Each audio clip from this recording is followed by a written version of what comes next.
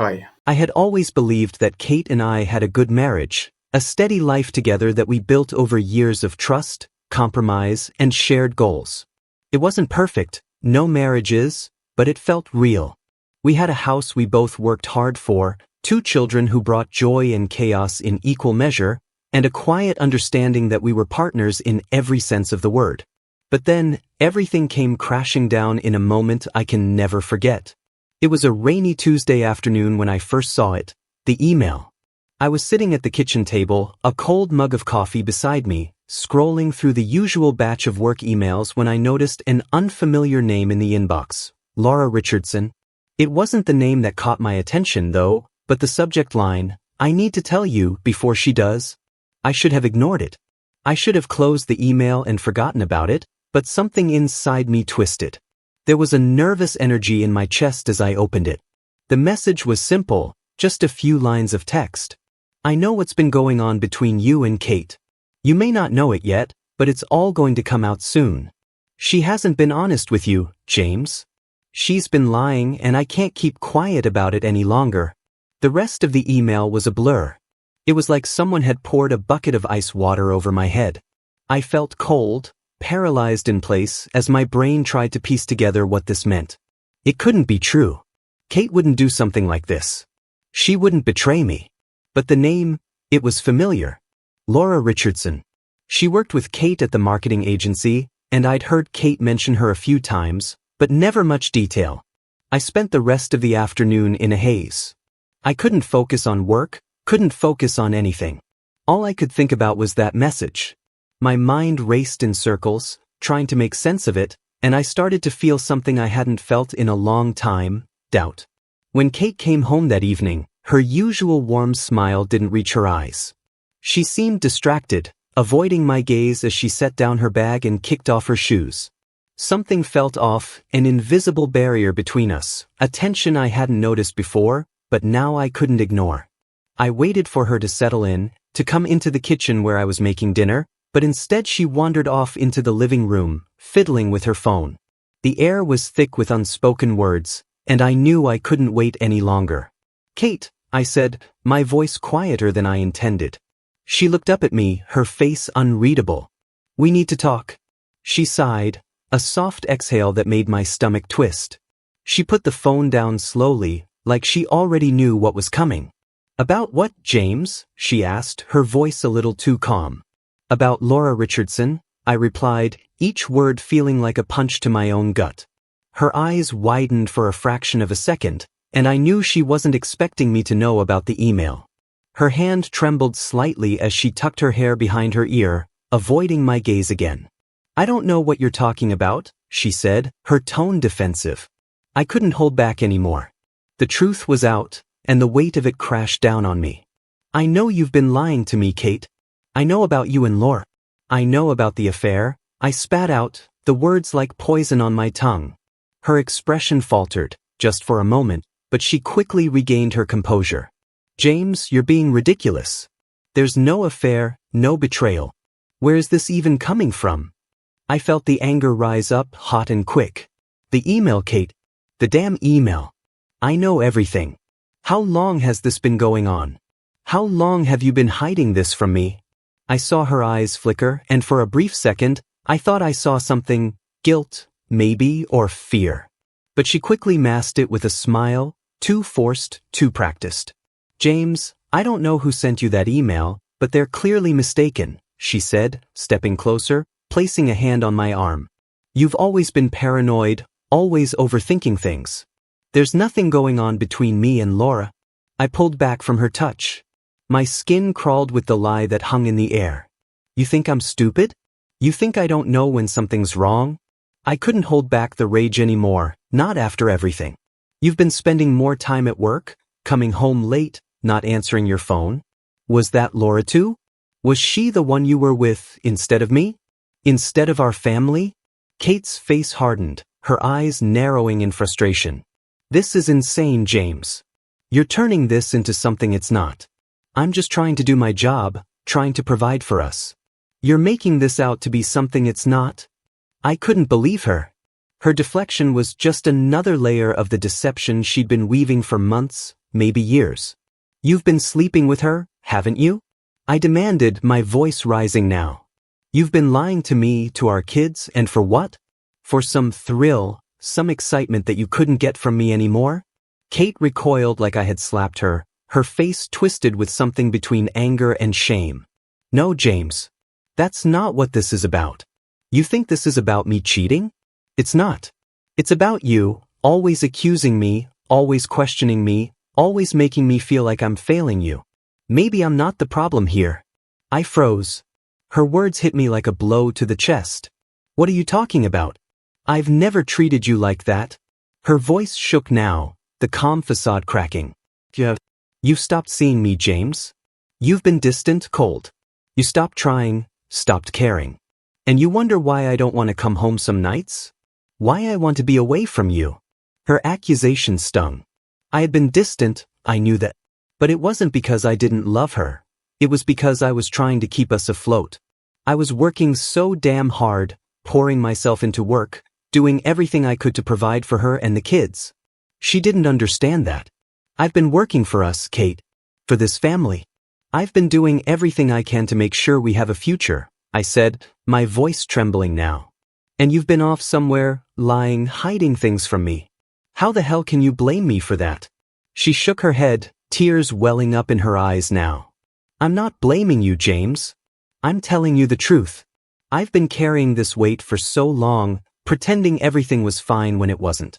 I'm not perfect. I've made mistakes. But so have you. So many of them. I felt my chest tighten. My throat closed up. What do you mean? What mistakes?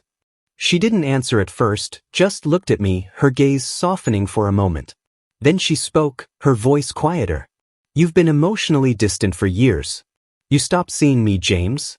You stopped listening. I've been here trying to make things work, and you just drifted away.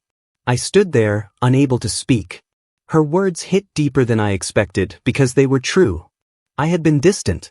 I had put work before everything else. But was that really enough to justify what she had done? To justify the affair? I don't know what to say anymore, Kate, I whispered, the weight of everything settling in around us. I don't know if we can fix this. She looked at me, her eyes filled with pain and regret. Maybe we can't. Maybe we've already ruined everything. And in that moment I realized something. It wasn't just Kate who had failed, it was both of us. We had both let our marriage fall apart. And now, all we had left was the wreckage. I spent the night awake, my mind a whirlwind of confusion, anger, and regret. I couldn't stop thinking about Kate's words, her accusations, the things she had said to me. It felt like a punch to the stomach, the way she blamed me, like I was the one who had destroyed everything. But as the hours stretched on, I couldn't escape the truth. She was right. I had been distant. I had stopped listening. But that didn't change the fact that she had betrayed me. It didn't change the fact that she had lied to me, that she had found comfort somewhere else while I was trying to keep us afloat. In my heart, I knew I couldn't just ignore it. No amount of guilt on my part could erase what had happened. By the time morning came, I was exhausted, both physically and emotionally. Kate was still asleep when I got out of bed, the silence between us suffocating. I walked into the kitchen and made a coffee, trying to collect my thoughts. I had hoped, foolishly I now realize, that maybe, just maybe, we could fix this. But after everything that had been said, after everything that had been uncovered, I knew deep down that it was over. I couldn't keep pretending anymore. We had tried. I had tried. But the damage was done. I heard Kate stir in the bedroom, the creak of the floorboards as she stood up. A moment later, she walked into the kitchen, her eyes avoiding mine. She still hadn't apologized, still hadn't acknowledged what she had done. James, she said softly, breaking the silence. I know you're angry. I know this is hard. But what, Kate? I interrupted, my voice harsher than I intended. But you want me to just forget everything and go back to the way things were? You think we can just pretend this never happened? She flinched at my words, her eyes wide with something like fear, or maybe guilt. But there was no shame, no real remorse in her expression. It was like she was resigned to the fact that we were here, stuck in this mess, and there was nothing more to say. "I'm not asking you to forget," she said, her voice quiet, almost pleading. "But we can fix this. We can try. We can go to therapy, we can talk about it." "Therapy?" I laughed bitterly, shaking my head. "What good is therapy going to do, Kate? We've already been living in different worlds for so long. You've been living one life, and I've been living another. We're both strangers to each other now." The truth was ugly, and I couldn't hide from it anymore. It wasn't just the affair. It wasn't just the lies. It was everything. How we had drifted apart, how we had stopped seeing each other, how we had stopped trying. We had both been so busy living our separate lives that we forgot why we had come together in the first place. "James, please," Kate said, her voice cracking. "I know I've made mistakes. I know I've hurt you. But we can work through this. I swear, I want to make it right. I love you." But her words felt empty. They didn't feel like the truth. Love wasn't just something you said when things got tough. It was something you showed through your actions, through the way you treated each other. And in the last few years, Kate hadn't shown me any love. She hadn't shown me anything but distance, avoidance, and now, betrayal. I looked at her, really looked at her, and for the first time in a long time, I saw the woman I had once loved, her hair a little grayer, her eyes a little more tired, but still Kate. The woman I married. The woman I thought I could trust with everything. And yet, that trust was shattered beyond repair. I realized, with a sharp pang in my chest, that I didn't recognize her anymore. "I don't know, Kate," I said quietly. "I don't know if I can believe anything you say anymore." Her eyes filled with tears, and for a moment I felt something, guilt, maybe, or sadness. But I couldn't let it cloud the truth. I couldn't let my emotions pull me back into a marriage that had already died long before the affair came to light. "We've tried, Kate," I said, my voice barely above a whisper. "We've been trying for so long to make this work, but it's not enough. It's never been enough. And I can't keep doing this. I can't keep pretending that everything's fine when it's not. It's over." She shook her head, as if the words were impossible to accept. "James, please," she begged, her voice breaking. "Please don't do this." I closed my eyes, taking a deep breath. This was it. There was no coming back from this. The hope I had held onto for so long, hoping that we could fix it, that we could find our way back to each other, was gone. "I don't want to fight anymore, Kate," I said, my voice thick with emotion. "I don't want to pretend that we can save something that's already broken."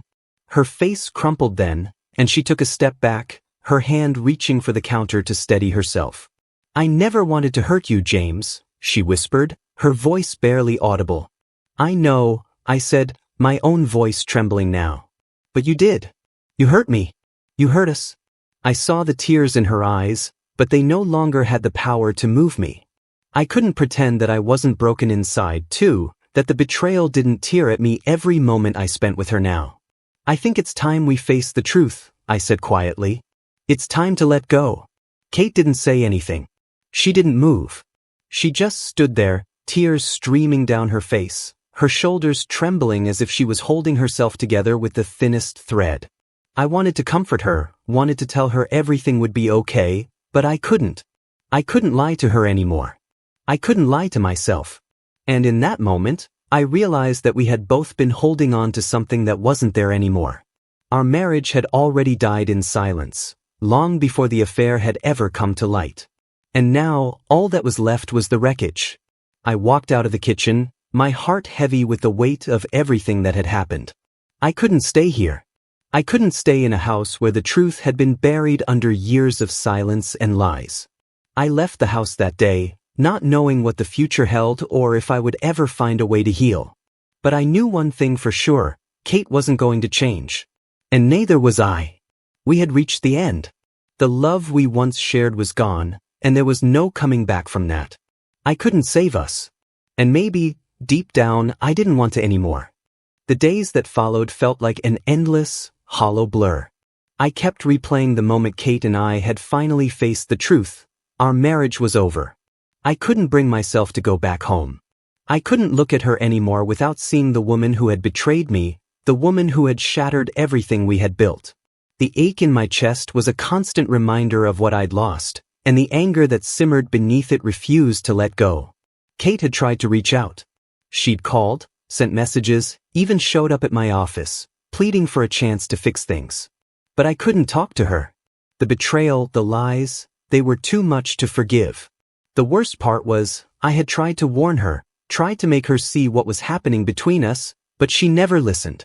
She always brushed it off, excused her actions, convinced herself that we were fine. And then, when everything came crashing down, she turned to me like she expected me to pick up the pieces, to somehow put us back together. I couldn't do it. I couldn't pretend. But I could make her feel what I was feeling. I could hurt her the way she had hurt me. That's when Megan came into the picture. Megan was a friend of mine, someone I had known for years. We weren't close, just acquaintances through work, a few shared friends, and the occasional drink at a bar. But she had always been kind, always made me laugh when things were rough. She'd heard about Kate and me, and like many others, she'd offered her sympathies. But unlike everyone else, Megan didn't just offer a shoulder to cry on. She offered something more. Something that, in that moment, I thought I needed. Megan knew I was going through a rough patch. We talked, we vented, and as the days wore on, it became clear that there was a connection, at least on my part. She was attractive, sharp, confident. She didn't remind me of Kate, which was probably why I was drawn to her. But the real reason I sought her out was simple. I wanted to hurt Kate. I wanted to do something that would make her feel what I had felt in that moment when I learned of her affair. I wanted to prove to myself that I wasn't weak, that I could still take control, that I could find solace in someone else's arms. Megan didn't know the whole story. She knew about Kate and me separating, but she didn't know the full details. I didn't care to tell her. I didn't want her sympathy, just her presence. So, when she suggested we grab a drink that evening, I agreed without hesitation. I wasn't looking for conversation. I wasn't looking for understanding. I just wanted something else to drown out the pain, the crushing weight of knowing my marriage was gone. The bar was loud, too crowded for a conversation to flow naturally.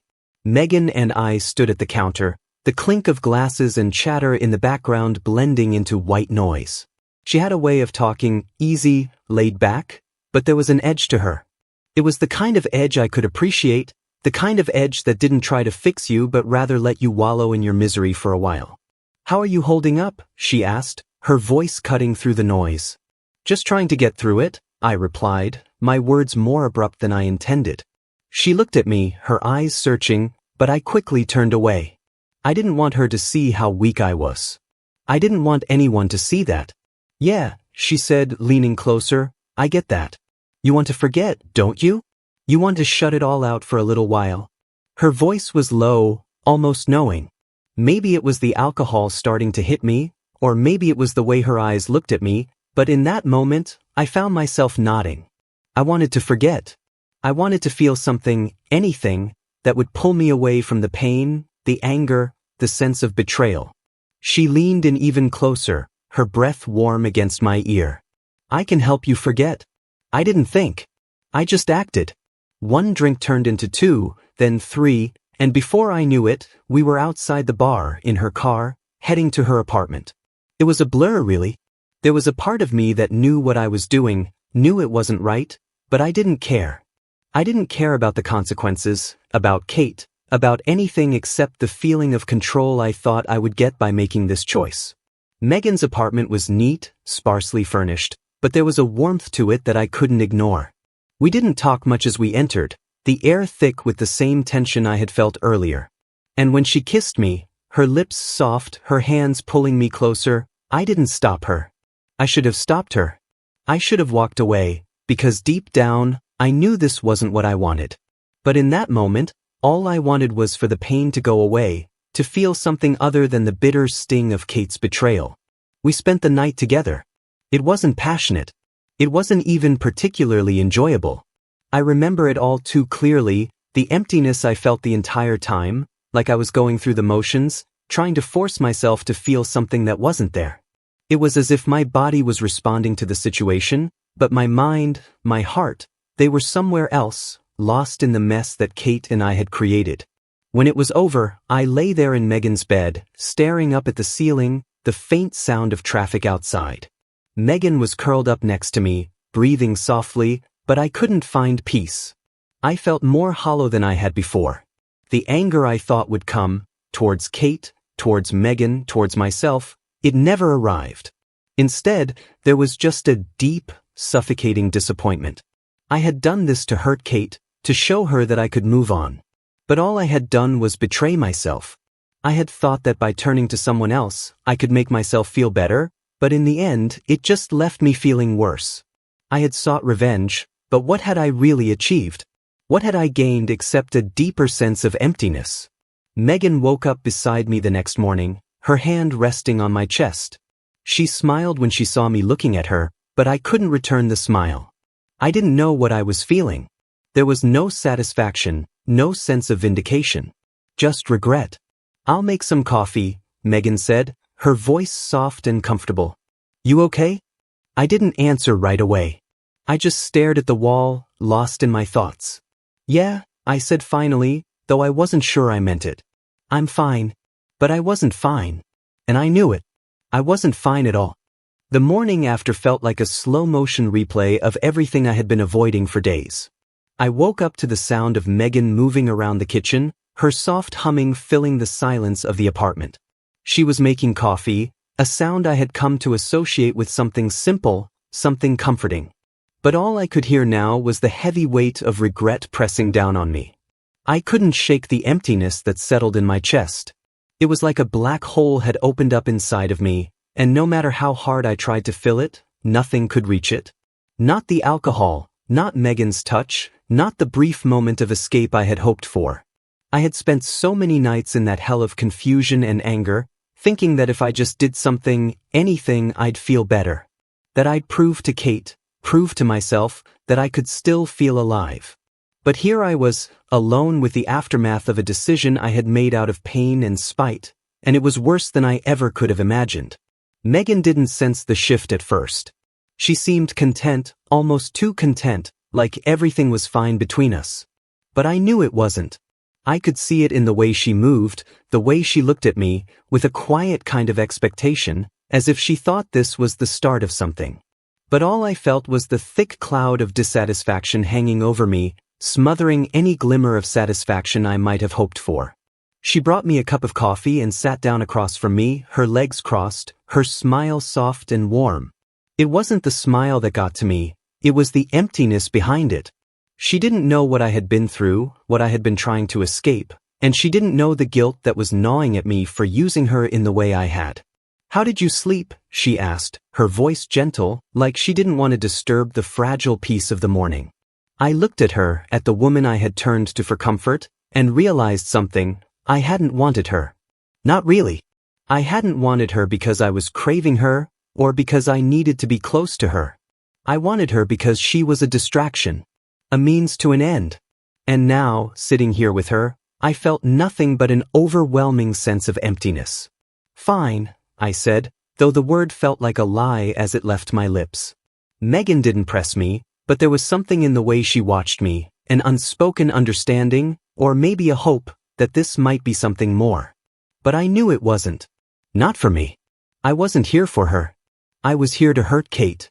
I was here to prove something to myself, to fill the hollow space in my chest with something, anything, that would take the edge off the pain. The guilt weighed heavier now, a constant reminder that I was only making things worse.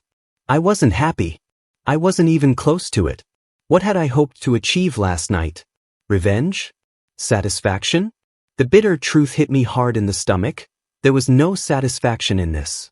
There was no relief. There was just more emptiness. I stood up abruptly, the chair scraping across the floor with a loud, jarring sound. Megan looked up at me, surprised. I could see her trying to read me, trying to figure out what was wrong, but I didn't have the energy to explain.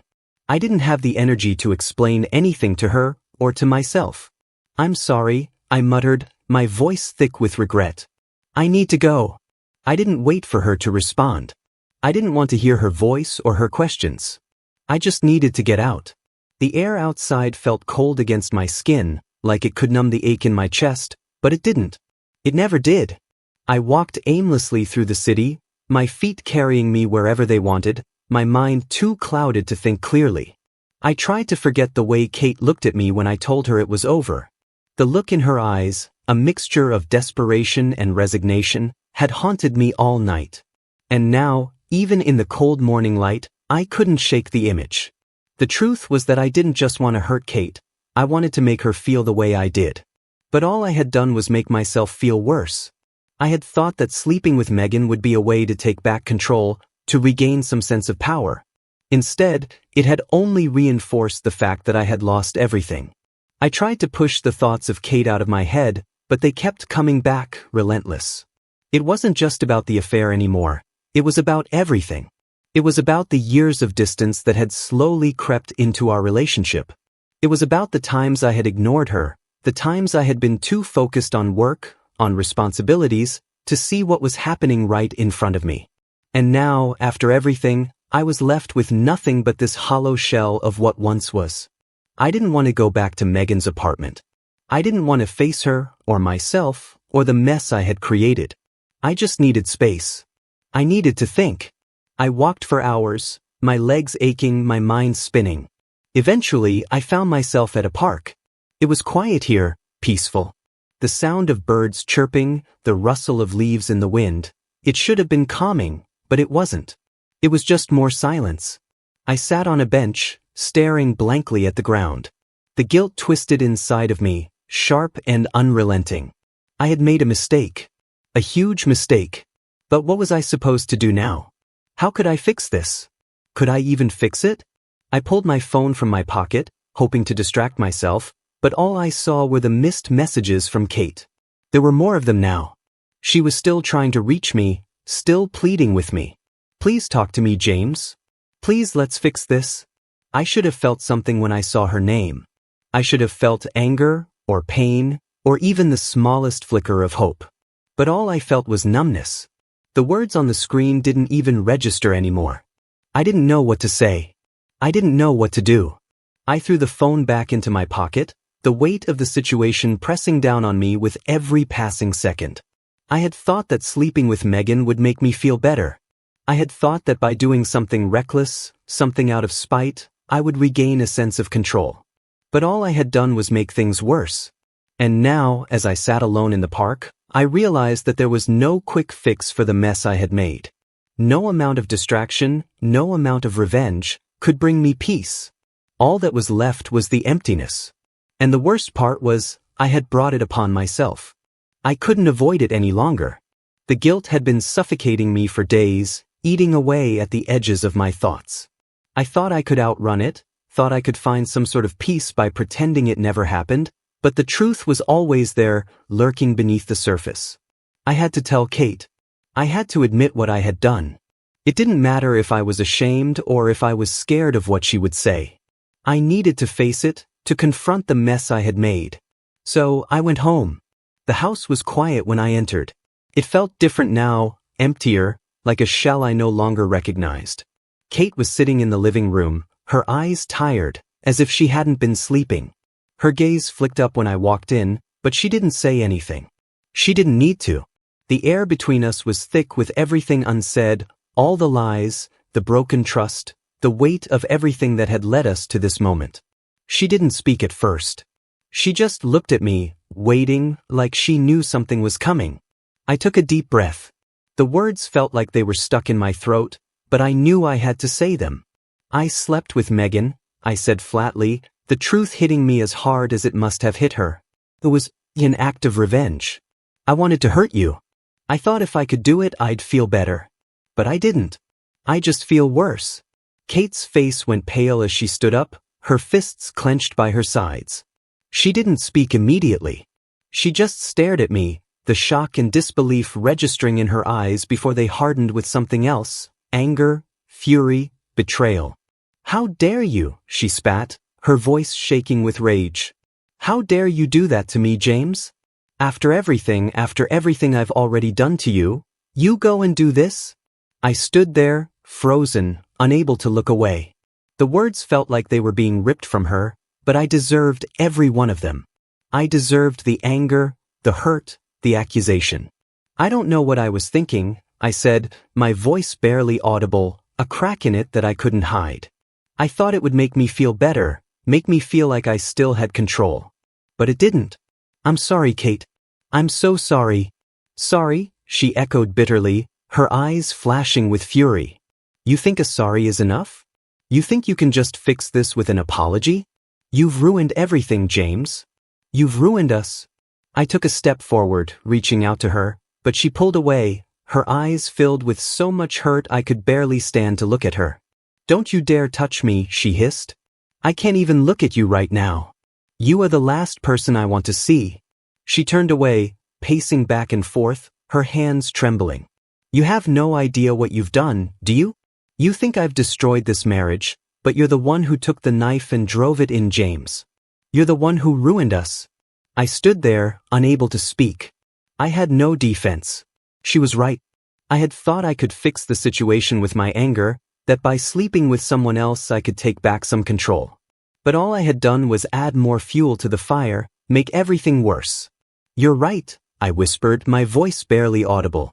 I've messed everything up. I don't know if we can fix this. I don't know if I even want to anymore.